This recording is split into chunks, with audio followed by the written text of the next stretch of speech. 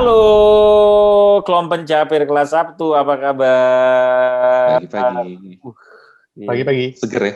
Seger banget nih ya. Ini cuacanya sangat mendukung terhadap keceriaan hati. Ya, mudah-mudahan kelompok pencapir juga ketika melihat episode ini merasa senang, merasa bahagia dan segar, sehat selalu ya. Salam sehat. Soalnya semua tuh kalau misalnya kirim email atau apa selalu banyak itu yang sekarang ya. Salam sehat. Salam sehat selalu. Salam sehat selalu. Ceria hati itu penting loh. Bisa nge-drive mood dan bikin kita jadi sehat. Nah, penting nih. Jadi kalau keceriaan hati itu penting karena jadi bisa lebih sehat juga ya. Benar. Salam sehat selalu ya.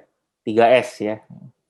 Dulu kalau undangan ulang tahun waktu kecil tuh gue salam manis selalu gitu. SMS. Sama tiada kesan tanpa kehadiran. Iya itu.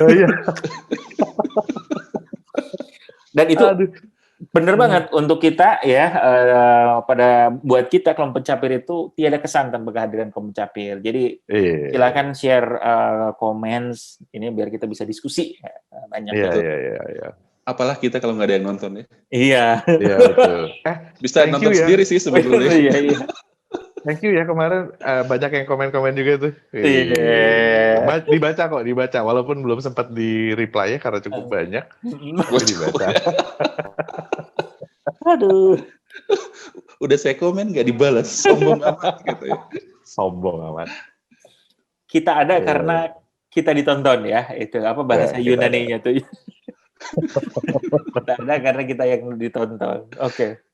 Nah, hari ini kita akan membahas sesuatu yang menarik dan menjadi keresahan kita. Ini cukup keresahannya mendalam juga untuk kita nih karena mungkin kita akhirnya berpikir dan malah ada melakukan sesuatu mengenai ini lah ya. Gitu. Nah, apa namanya kita ingin melihat ke dalam sebuah topik yang sifatnya lebih dekat ke financial literacy, ya financial literacy atau misalnya laporan keuangan, bagaimana orang itu familiar dengan laporan keuangan dan bagaimana orang itu familiar juga dengan pengaturannya, gitu ya. Bagaimana pelaporannya seperti gimana, cara bacanya dan juga cara ngaturnya, gitu. Itu part yang pengen kita bahas hari ini. Kenapa? Karena kita punya sebuah pertanyaan ya. Kita sebuah pertanyaan dan keresahan juga apakah sebenarnya terutama individu dan juga usaha kecil menengah itu tuh mereka sejauh mana sih mengerti mengenai pentingnya laporan keuangan dan pentingnya pengaturannya gitu, bagaimana cara mengaturnya gitu. Nah, itu kan sesuatu yang kritikal sebenarnya. Ya, kita bertiga sebagai yang dulu pernah sekolah akuntansi, kita merupakan menjadi pertanyaan buat kita nih sebenarnya kayak gimana sih ini gitu? Apakah semua orang itu cukup mengerti atau mereka enggak atau gimana gitu? Apa namanya pengertian mereka. Nah, ini juga nanti akan berpengaruh terhadap sebenarnya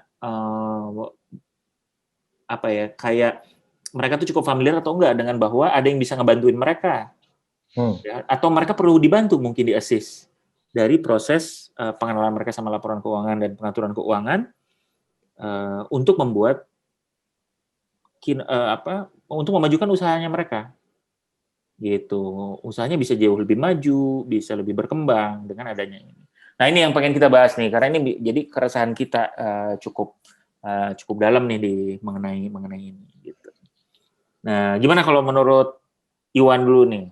Ya, tadi keadaan seperti tadi itu apakah memang terjadi atau misalnya Iwan melihat ada mungkin sebuah fenomena dari sisi literasi mengenai pengaturan keuangan dan laporan keuangan? Ya. Ini mungkin sering terjadi di sekitar kita sih, apalagi pada saat ini orang-orang lagi berlomba-lomba untuk menjadi entrepreneur. Dan orang bilang menjadi entrepreneur itu seperti gambling. Karena kita nggak tahu itu bahkan bisa berasal atau enggak sih. Kembali Betul. lagi bahwa gambling itu adalah kalau sesuatu yang tidak terukur kan. Atau kita tidak tahu ilmunya untuk Raki senyum-senyum tuh pada saat itu kan kita lakukan tidak terukur. Karena kita membayangkan mau bicara gambling itu udah banyak banget di kepala gua. Karena berjudi itu bisa diukur ya, Ki ya. Aduh.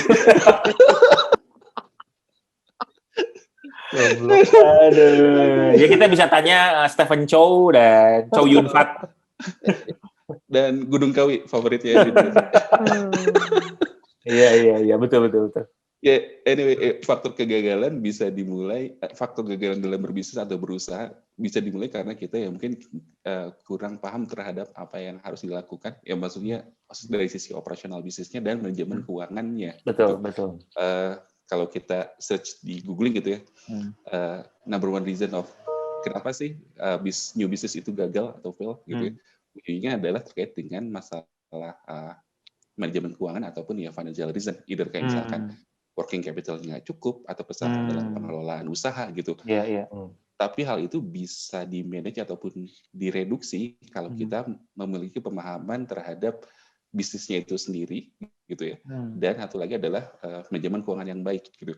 Kayak hal yang standar antara mengelola antara pendapatan dan pengeluaran untuk small business.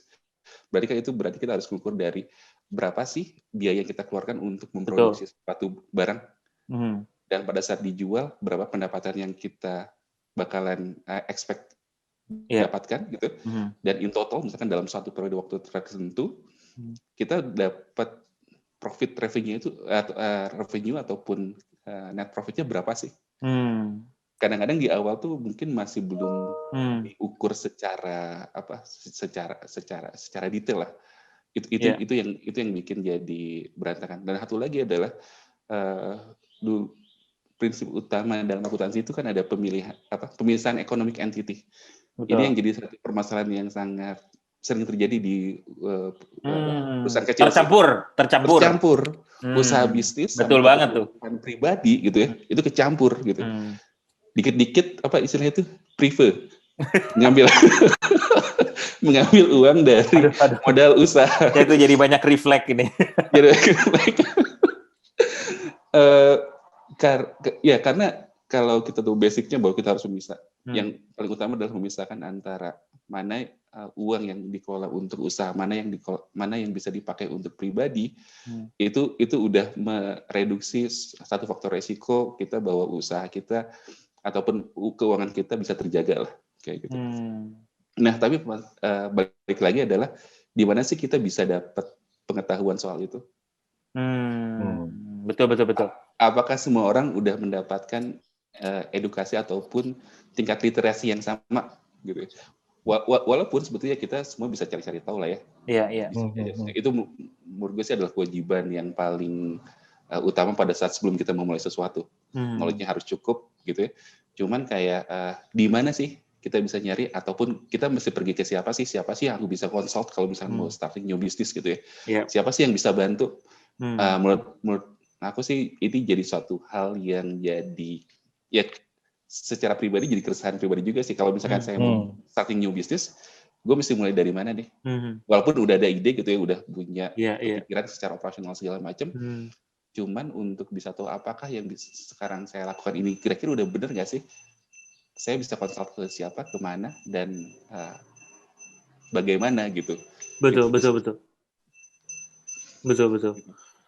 Betul, karena ternyata ya gue setelah lu ngomong gitu, gue merasa even sebelum mulai ini tuh perlu dibuat gitu, terutama untuk business owner ya, terutama maksudnya semua individu enterprise terutama gitu ya. Jadi kan sebelum mulai kita perlu lihat nih, ngitung misalnya gitu ya, apakah profitnya kayak gimana secara simpel aja, profitnya kayak gimana, nanti ngatur cash flow-nya kayak gimana, terus nah itu tuh ya mungkin coret-coretan simple lah ya, itu mungkin akan dilakukan sama orang ya, almost certain walaupun belum tentu juga gitu. Ada juga yang pokoknya loncat-loncat aja gitu ya.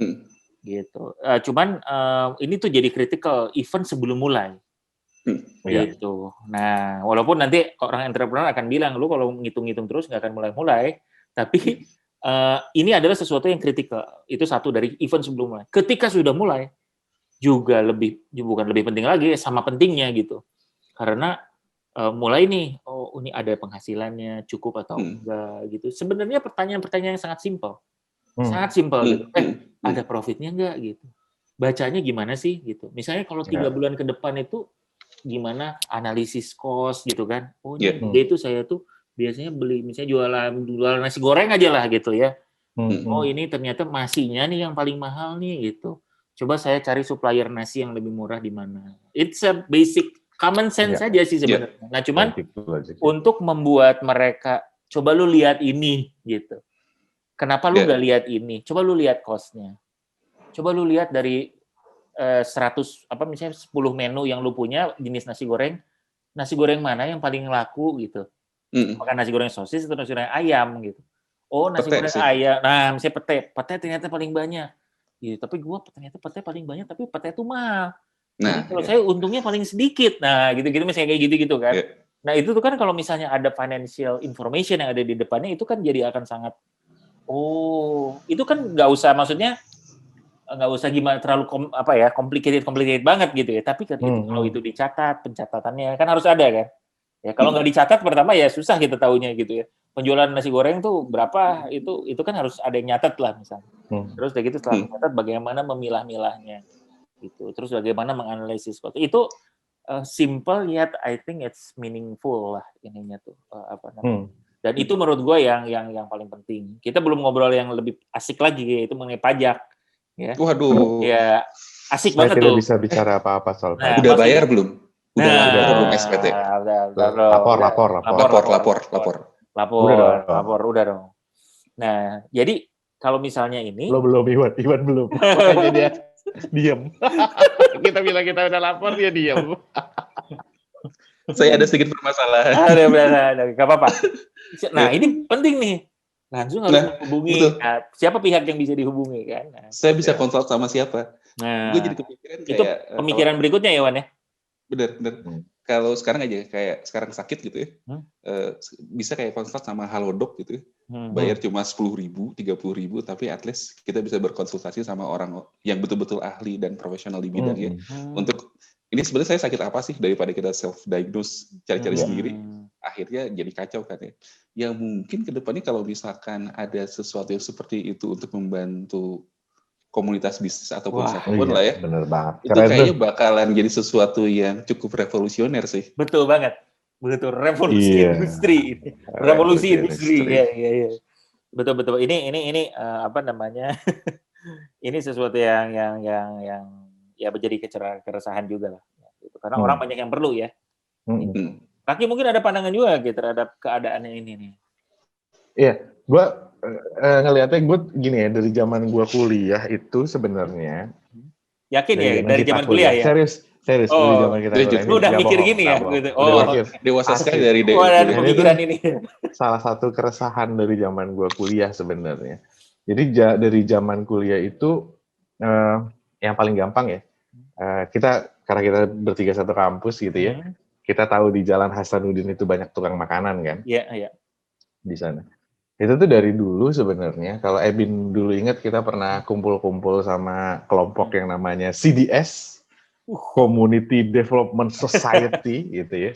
Jadi zaman itu sebenarnya kita pernah bicara masalah keresahan bahwa ini orang-orang dagang di depan kampus, tapi kenapa mereka nggak dapat manfaatnya bahwa mereka dekat dengan institusi pendidikan gitu. Wih, benar. Jadi mereka harus mereka minimal masalah literacy, masalah awareness mereka harusnya dapat gitu ya, sehingga mereka bisa berpikir. Kalau masalah memutuskan menurut gue udah masing-masing individu ya.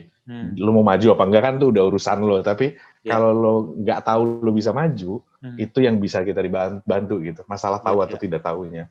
Nah, jadi dulu juga punya cita-cita kalau enggak mereka harus di-educate, mereka harus tahu gitu. Bahwa mereka bisa ngelola bisnisnya dengan lebih baik gitu, usahanya dengan lebih baik.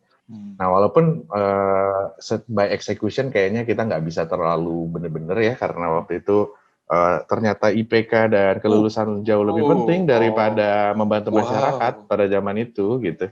Idealisme mahasiswanya jadi tipis ya ini. Tipis gara-gara yang namanya IPK sama harus lulus segera, kalau nggak dapat AK gitu dulu.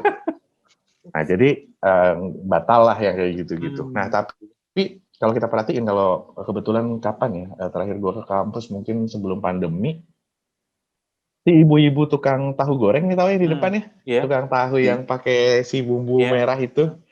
Ya, dia masih jualan hal yang sama. Sampai tidak berubah. ini tidak berubah. Tahunya tetap enak, bumbunya tetap sama, tahunya tetap yang banyak gitu ya di DU tuh. Iya tetap begitu setelah 20 tahun lebih. Which is ya itu cerminan menurut gua banyak sekali masyarakat di Indonesia ya, apa usaha kecil di Indonesia. Gitu. Nah, terus kan gue juga mikir ya, habis itu dulu juga pernah ada temen gue nelfon nih, temen kita juga nelfon, nanya, Ki gue mau buka bisnis dong. Ya gitu ya. Oke, yang lo kuasain apa? Gue bilang, gue selama ini jadi akuntan, kata dia gitu. Oke, tapi gue capek nih kerja sama orang mulu. Karena akuntan mikirnya kan, ya gue akuntan, gue kerja di perusahaan dong. Gitu. Terus gue bilang sama dia, sis, karena perempuan orangnya, sis, jadi nggak bro, sis. Bukan sis. Lo lihat di sekitar lo dong, gue bilang. Ini banyak sekali orang yang punya pemahaman sangat kurang yang bisa terbantukan dengan akuntansi, ilmu akuntansi. Jadi market lo untuk berbisnis itu sebegitu besarnya, gue bilang di Indonesia ini. Yang paling gampang, tadi kita ngomongin pajak ya. Lo nggak usah jauh-jauh deh. Lo bikin gini, gue bikinin SPT, lo bayar gue 50.000, mau nggak?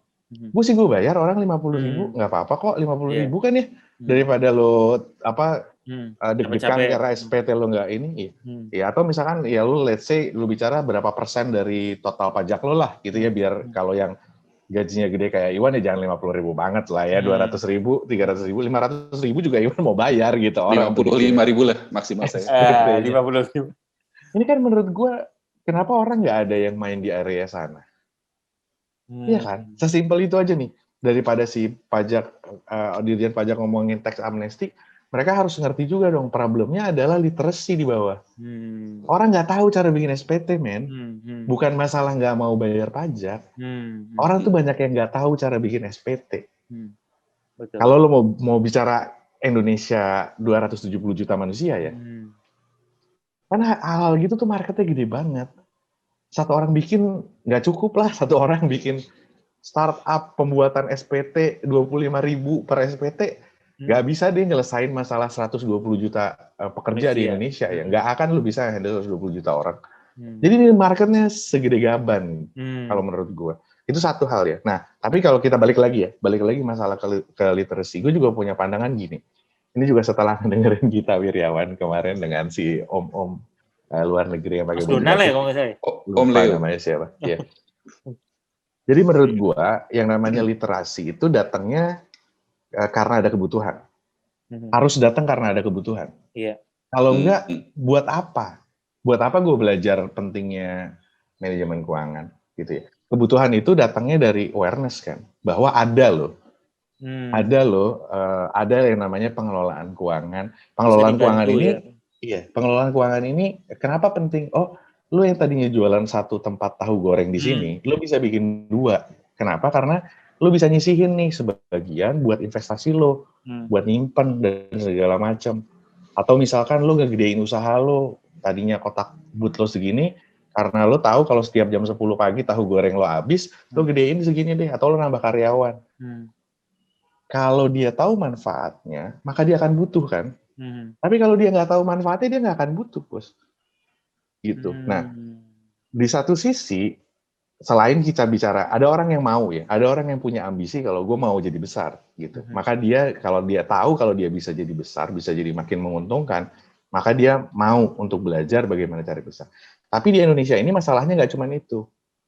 Ada yang ngerasa nggak usah, gue segini aja cukup kok, gitu. Kompleks ya kan?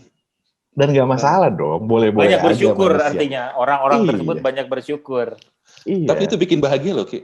Iya nggak apa-apa. Makanya gue nggak menyalahkan orang-orang yang ngerasa kalau hidupnya cukup segitu, ya that's okay, live your life. happily gitu kan. Kalau lo ngerasa segitu aja cukup, boleh gitu. Lo nggak harus selalu berambisi menjadi orang kaya atau lebih besar. Nggak apa-apa gitu.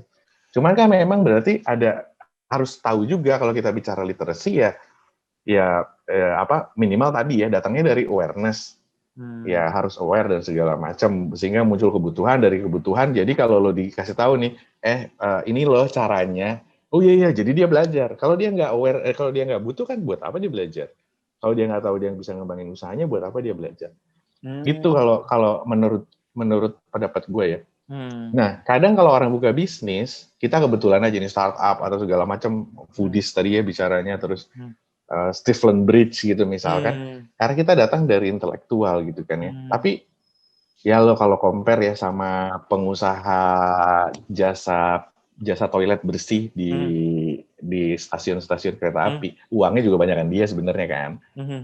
Mereka tuh bisa harian, bisa ratusan juta gitu dapat dari orang bayar toilet 2.000-3.000 perak gitu. Sebesar gitu. itu ya? Cuman gede banget Tuan, gede banget. Kemarin sempat dibahas sama siapa ya, itu uang gede banget ngelola toilet itu. Nah, apakah mereka punya pencatatan keuangan? I don't know, mungkin nggak ada gitu ya. Tapi kalau dari sisi revenue yang dia manage mungkin lebih besar gitu daripada kita. Apa dia ngerasa dia perlu mau manage itu? I don't know, kita nggak pernah ngobrol ya, jadi kita nggak pernah verify.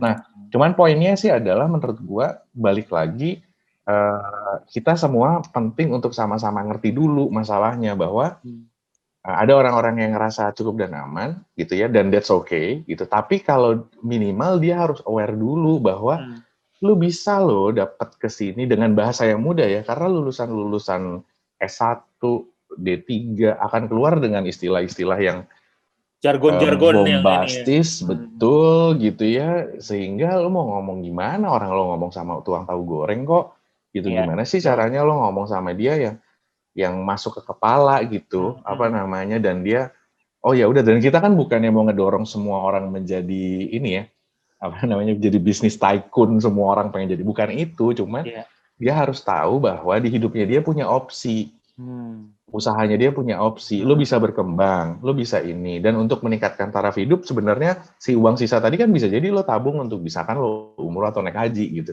Tapi pengelolaan keuangan itu yang menurut gue, kita punya 270 juta penduduk ya, dan ini butuh effort bareng-bareng menurut gua, dan pemerintah juga menurut gua harusnya ngelihatnya ke 270 juta penduduk, bukan 5.000 bisnismen yang ada di sana gitu.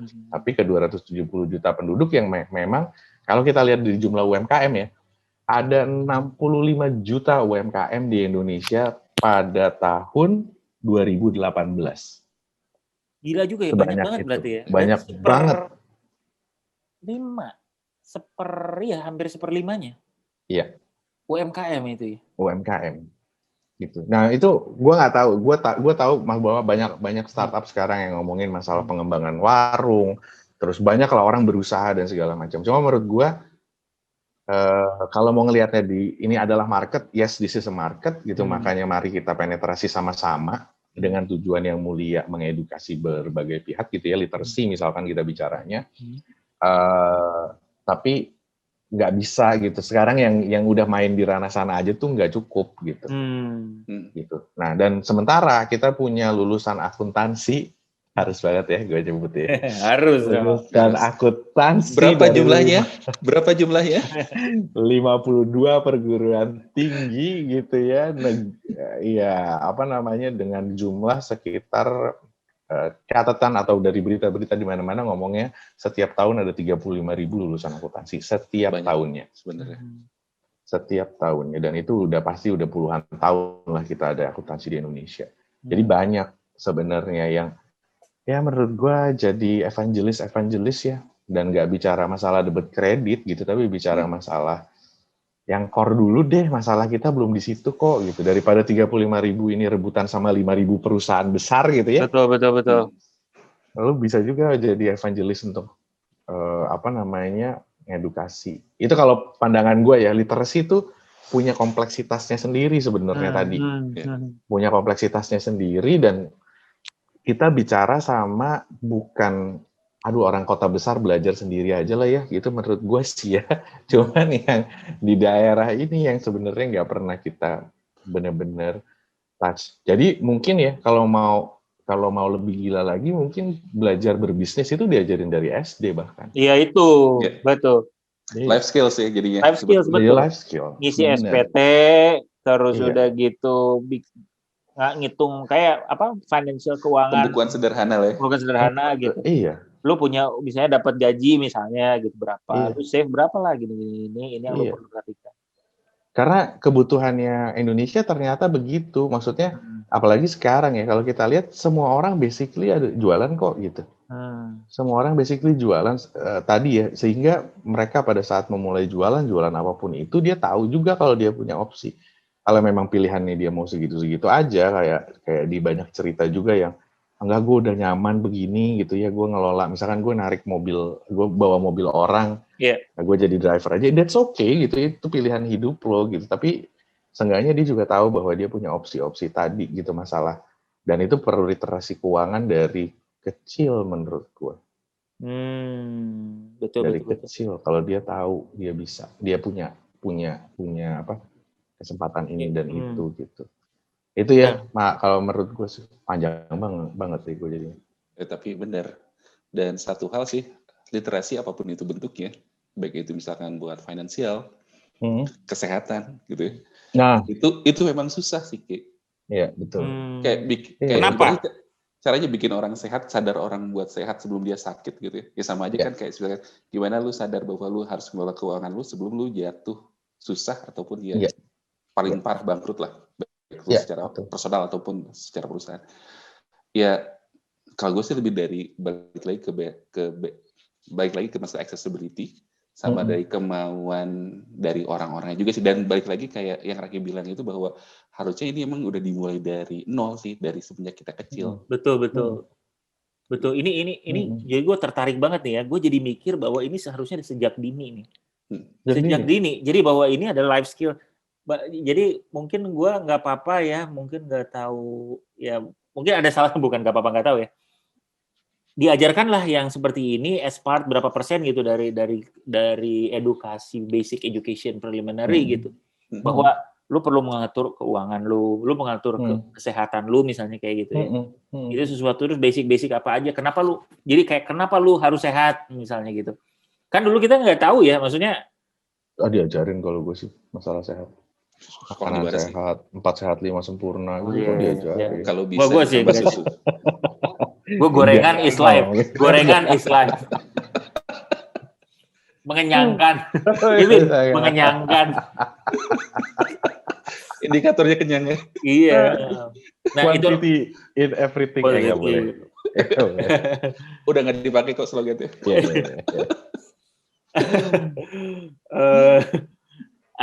Jadi ya itu sangat berguna, tapi karena kita ya jadi nggak tahu, karena sebenarnya itu simple, kayak ini kan pengaturan keuangan itu kan simple math aja gitu, cuman the why-nya itu the why, betul. Itu yang jadi masalah, kita perlu bukan how to, kita diajarin how to terus, tapi nggak pernah diajarin why. Kenapa lu harus ngatur keuangan kita gitu, lu kenapa harus ngatur sih gitu, jadi nah itu yang perlu kita kasih tahu. Jadi misalnya ibu-ibu yang jualan tahu tadi, Bu, saya udah cukup kok gini, nggak apa-apa Bu, kalau ibu cukup ini seperti ini nggak apa-apa. Ini untuk ibu jaga-jaga biar jangan nanti jadinya suatu saat ibu punya sesuatu biar bisa di save lah ya, barangkali kan ada apa-apa. Orang Indonesia itu paling takut sama apa-apa gitu. Kalau sedikit-sedikit barangkali ada apa-apa, hati-hati loh, nanti ada apa-apa gitu. Nggak juga, Bin. Kalau misalkan dia takut sama apa-apa, penetrasi asuransi kita besar di Indonesia. Kita tuh kecil banget loh di Indonesia. Oh iya, kita takut ada apa-apa, tapi nanti kalau ada apa-apa ya nggak apa-apa. Gitu. Nah itu antidotnya tuh. Ya bismillah aja lah. Iya gitu. Lu kok kayak kurang kepercayaan gitu. Tapi gue kemarin ngomong loh, kemarin gue ngobrol sama seseorang yang ya cukup expert lah, dia ahli security yang lagi banyak handling berbagai masalah ketahanan di Indonesia. Dan kita lagi ngomong, wah Indonesia tuh emang, apalagi kemarin ngomongin kasus si ini, ngomongin kasus si teroris masuk ke kantor Kapolri kan asal muasalnya. Ke Mabes Polri. Ngobrol terus ngomongin macam-macam lah. Cuman intinya adalah sebenarnya Indonesia itu ya kita tuh selalu deg-degan, kita tuh selalu di kondisi yang deg-degan. Jadi yang nyelamatin kita itu salah satunya adalah Indonesia itu kaya. Jadi Indonesia kaya itu real. Indonesia kaya itu real maksudnya adalah lu tuh sebenarnya lu bisa kemana apa ngomong gini. Kalau Indonesia dikungkung gitu ya, ditutup dari semua daerah lain, Indonesia tuh bisa hidup. Oh ya bisa. Indonesia tuh bisa hidup. Cukup banget bisa kekayaan alamnya. Kita nggak punya masalah air, kita nggak punya masalah segala macam. Cuman memang kita sering banget terpojok ke kondisi-kondisi di pinggir jurang gitu kan. Masalah ekonomi, masalah segala macam. Jadi kadang-kadang nggak masuk akal. Kadang-kadang kita tuh selamat aja gitu dari semua masalah. Gitu. Karena kalau dia berkesimpulan, ini orang yang benar-benar ada di level itu ya, dia bilang dia berkesimpulan. Itulah kenapa Indonesia bisa selamat ya karena orang Indonesia sering doa kan. Beneran. Doanya kuat ya. Kuat ya. Negara gitu. Itu doa kuat gitu. Jadi lu masih disayang sama Tuhan. Jadi udah tinggal dikit lagi nih udah deh jangan dulu deh. Selamatin bos. Benar. Ini benar juga sih. Benar. Ya mungkin. Jadi mungkin ya untuk plusnya ya. Doa perlu dan kita berpasrah pada Yang Maha Kuasa dan kita juga perlu persiapkan. Mungkin lebih seperti itu ya. Karena kalau dihadapkan dengan pertanyaan seperti itu ya susah juga kan belief ya. Iya. Jadi inget stiker zaman dulu tau nggak? Yang ada foto tangan gitu. Terus suka ada fotonya kita. Hidupku dan matiku di tanganmu ya Allah gitu. Itu sebetulnya adalah menunjukkan bahwa kita itu cukup religius dan percaya bahwa hidup kita tuh ada di atas sana. Ya. Betul. Nah ini yang sebenarnya kita perlu complementing. Berarti ilmunya ini kan complementing terhadap itu mungkin ya. At least juga karena susah juga. Tapi benar sih ya, mungkin kalau dari sudut Indonesia kan sosial ini kita tuh masih cukup kuat ya. Jadi lo tuh kan ada keluarga, orang ingin berdonasi, apa itu tuh masih strong banget gitu. Jadi lo tuh nggak akan hidup sendiri, bukan nggak akan ya. Ya kemungkinannya mungkin lebih kecil dibanding negara-negara lain yang lebih individualis bahwa lu misalnya kalau ini kan ini sepupu kita gitu ya udah tinggal bareng aja dulu di tempat kita bareng gitu. Kayak gitu kan masih banyak kan masih banyak banget gitu. Oh dia kasihan gitu terus kita ketemu kasih uang terus udah gitu misalnya kurang duit dipinjemin gitu minjem duit itu udah sebuah budaya gitu. Social support itu masih tinggi gitu. Jadi ya lo mau ngapain lo? Buat apa lo? Gue nggak perlu amat gitu. Jadi kesimpulan dari diskusi kita ini apa nih? Apa? Selain berdoa. Tapi kalau menurut gue yang poin kayaknya sih poin penting yang menurut gue perlu kita sama-sama pikirkan adalah ini tuh dengan kita lagi didorong banget masalah ini kan digitalisasi Indonesia 2045 100 tahun Indonesia merdeka gitu ya dengan berbagai ide pengembangan pendidikan yang dilakukan. Nah, menurut gue sih somehow gue melihat somehow pemerintah nggak bisa sendiri. Jadi lu nggak bisa juga cuman dorong atau nunjuk pemerintah harusnya gini, nunjuk pemerintah harusnya gitu. Pemerintah nggak bisa sendiri. Ya, menurut gue ya salah juga kalau kita sebagai warga negara dan lo merasa cinta sama Indonesia tapi lo tidak memikirkan masalah-masalah ini. Jadi do something sekecil apapun menurut gue, even sekecil I don't know gitu, lo contribute apa gitu atau lo ngobrol sama tukang ketoprak dekat rumah lo gitu ya, cerita bahwa Pak kenapa nggak coba kembangin ini dan segala macam. Itu menurut gue juga itu do something gitu. Tapi ini harus ada di kepala kita dan I don't know kalau bisa kita bikin gerakan-gerakan gitu atau apa untuk gerakan ini menurut gua harus dilakukan sih. Iya. Oke. Itu ya. Jadi ini sesuatu yang menarik nih terutama untuk kita particularly adalah lulusan akuntansi. Ini kita punya avenue dan sebenarnya Avenue of Stars. Avenue of the Stars maupun kesempatan untuk kita berkontribusi. Yes. Ya, ini banyak nih soalnya karena even dari ilmu kita yang mungkin teman-teman masih pada ingat atau ingatnya sedikit, even the concept of the importance-nya gitu, bahwa ini tuh penting, itu tuh kita bisa at least ya kalau lagi bilang evangelis ya, kita bisa tularkan gitu, atau misalnya lu penting nih gitu, ini bahwa ini tuh perlu dilakukan apa segala macam gitu.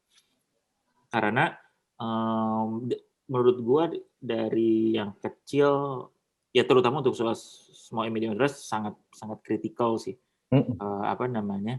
Financial literacy dan assistance di ini gitu, karena nggak bisa nih ya mungkin my personal experience saja ya, even gue sampai sekarang masih pakai nih consultant tax, masih pakai consultant financial untuk membantu gitu, karena tetap masih butuh ya, itu perlu gitu walaupun dengan scope yang very simple ya, tapi perlu gitu. Kenapa? Karena kan kita ya kalau misalnya konsepnya kan ya lu bisa fokus sama apa yang lu kerjainnya lah, untuk ini kan jadi ada yang bisa ngebantuin dan kita bisa dapat ya kalau misalnya kayak Raki tadi contohnya SPT gitu kan, ya udah misalnya ada kan mungkin yang bisa dibantuin gitu, jadi ini gitu. It's really helpful, sangat membantu untuk usaha gitu. Jadi kita juga bisa lihat ini untung, ini kurang untung misalnya gitu. Gitu. Yang pasti semua bukan pasti ya. Mudah-mudahan semua entrepreneur itu pengen tahu gitu, perusahaannya untung atau enggak gitu ya. Biayanya gimana gitu kan, biasanya kan very simple kan seperti itu. Nah, itulah makanya mungkin ini kita juga ingin mengundang nih kelompok capir yang punya latar belakang akuntansi atau misalnya finance untuk sharing. Atau ide, apa yang bisa, atau ide. Ide, betul. Ya, gitu silakan ada komen. Ya, tulis di komen biar kita bisa sama-sama. Kalau Raki bilang kan kita nggak bisa sendiri nih, kita bisa berkolaborasi, bergandengan tangan untuk memajukan bangsa. Jaya. Siapa kita? Oke, teman-teman dan kelompok capir semua, terima kasih banyak. Seru sekali diskusi kita pada hari ini. Sekali lagi, karena ini memang sebuah triggering questions untuk semua. Ya, mungkin bukan hanya akuntansi, walaupun bukan teman-teman akuntan, tapi mungkin punya pandangan akuntan harusnya bisa kayak gini atau apa. Silahkan. Ya, kita akan sangat tunggu. Ya, kita akan coba untuk balas ya. Memang waktu kita karena banyaknya komen dan lain, nggak semuanya bisa kita balas, tapi kita akan coba balas ya, gitu ya, untuk seluruh komen-komen yang ada, dan kita akan follow up juga. Oke. Sampai ketemu kelompok capir semua. Sampai ketemu. Have a nice long weekend. Have a nice long weekend. Bye-bye. Bye.